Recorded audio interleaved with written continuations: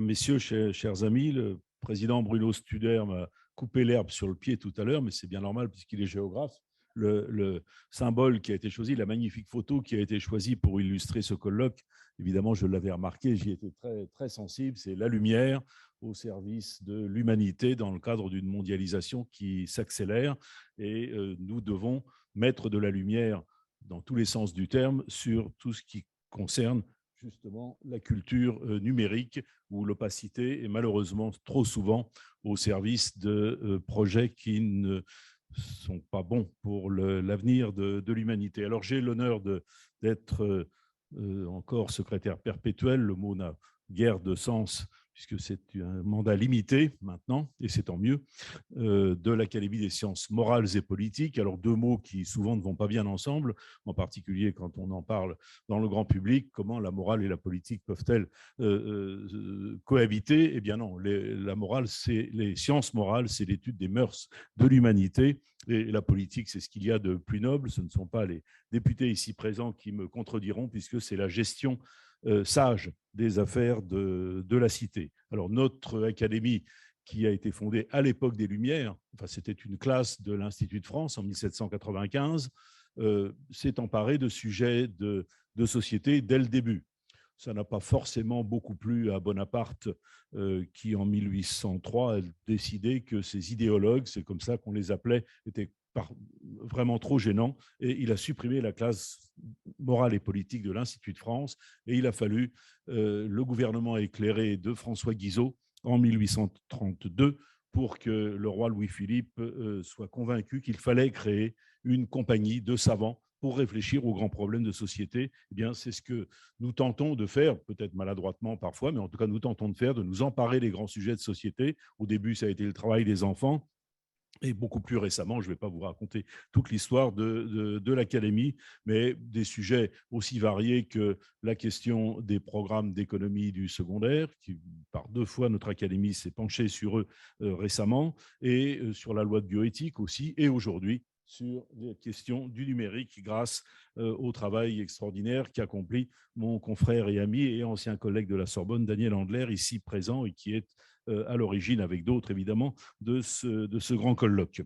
Alors aujourd'hui, je ne vais pas revenir sur tout ce qui a été dit par les premiers intervenants. Les questions du numérique sont devenues essentielles et elles sont au cœur d'une espèce de grand paradoxe, mais c'est au fond la condition humaine. Beaucoup d'inventions humaines sont en elles-mêmes, j'allais dire, neutres. Elles peuvent être extraordinaires, elles peuvent apporter un bien-être et un mieux-être à l'humanité, mais elles ont aussi une face sombre, elles ont aussi, malheureusement, elles peuvent avoir des conséquences aliénantes, et le numérique, c'est vraiment typiquement l'une de ces inventions, mais je dirais c'est un peu comme l'argent, c'est un peu comme le nucléaire et bien d'autres choses.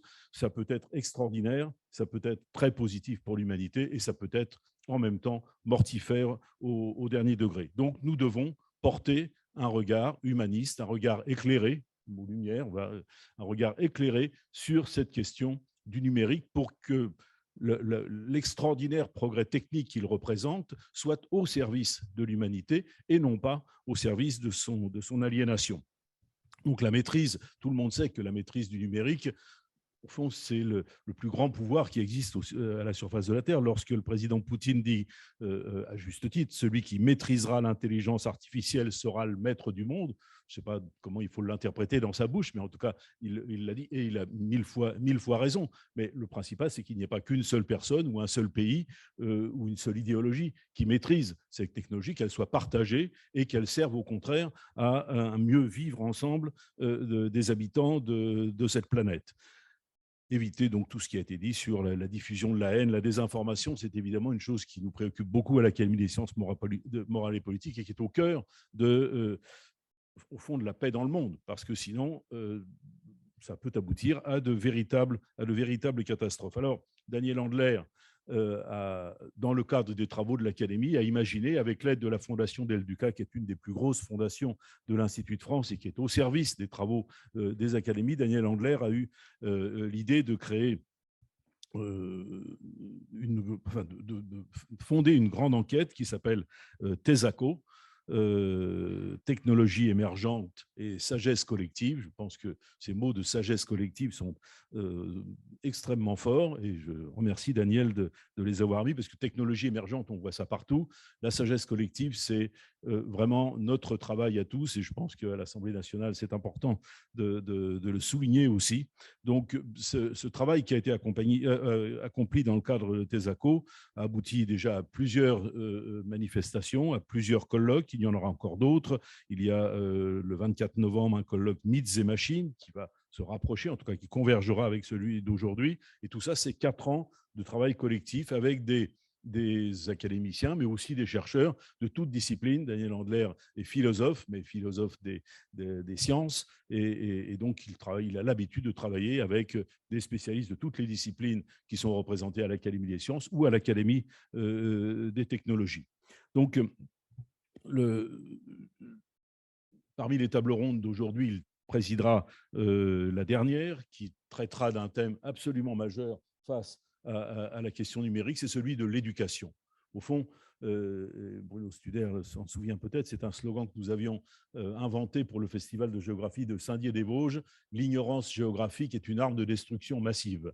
On peut généraliser, l'ignorance est une arme de destruction massive et par conséquent, nous ne sortirons la planète et l'humanité, nous la sauverons de ces vieux démons que par l'éducation. Il est évident que j'entendais hier Bertrand Piccard, le navigateur en avion solaire, à qui on posait des questions sur la démographie galopante dans le monde. Il disait, mais attendez, oui, c'est un vrai problème, mais d'abord éduquons les gens, et on s'aperçoit que lorsque, dans les pays éduqués, bien, la démographie tombe toute seule et arrive à un niveau tout à fait acceptable. Donc, vraiment, l'éducation est au cœur de tous les problèmes de l'humanité, pas seulement économiques, mais tout simplement au cœur de la liberté. L'éducation, ça sert tout simplement à développer, c'est un exhausteur de liberté. Donc voilà, je ne vais pas parler plus longtemps parce que vous avez beaucoup de travaux et je crois qu'on a déjà été très long dans les propos introductifs. Donc, très belle journée,